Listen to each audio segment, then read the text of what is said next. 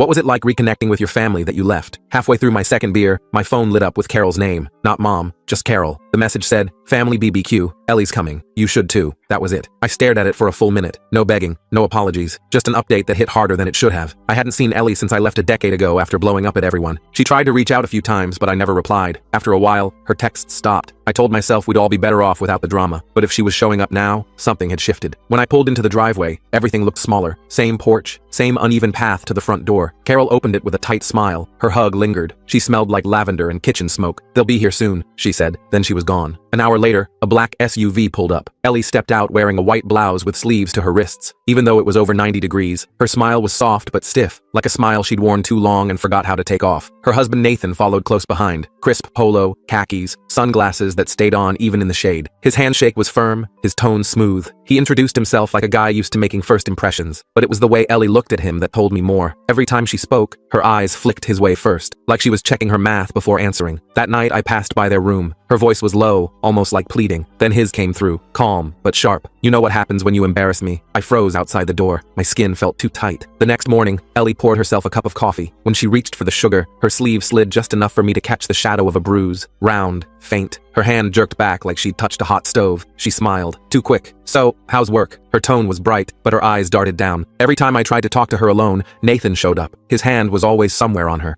shoulder, the small of her back. He kissed her temple while staring right at me. At the BBQ, she stood stiffly, while her old friends made small talk. Most of them glanced at Nathan before speaking, like waiting for permission. One of them, Melissa, leaned toward me while he was at the grill. "I don't like the way he treats her," she whispered. "She jumps when he moves too fast." Later that night, I looked through Ellie's Instagram. It was full of date night pics and smiling selfies, matching outfits and cutesy captions. Nothing looked like the woman who flinched when a dog barked too loud. I caught her alone in the hallway. She started to walk past me, but I stepped aside to block her path gently. "Are you okay?" I asked. Low. She froze. Her eyes welled up fast, but she blinked them clear. She looked around before answering. "I'm fine. Please don't say anything. He doesn't like when people get involved." I wanted to punch something. Instead, I nodded and stepped back. At dinner the next night, she spilled wine on his shirt. Just a drop. His smile didn't budge, but his hand wrapped around her wrist hard enough that she flinched. Carol saw it. Her face went pale. Around midnight I heard a crash. Then yelling. I shot out of bed and pushed their door open. Nathan was standing over her, fists clenched. Ellie was sitting on the floor, arms wrapped around her knees, shaking. I stepped between them. "She's not going anywhere with you." He laughed, sharp and mean. "She's unstable. She needs me." Carol stood behind me, frozen. I turned and gently lifted Ellie's sleeve. The bruise was yellowing now, but still clear. "We let this happen," I told her. "No more." Nathan grabbed his keys and stormed out, muttering threats. Ellie didn't speak to me much after that. For a while, it was just silence again. Then one morning, she slid a spare key across my table. "For the new place," she said. I didn't say anything, just picked it up and held it tight.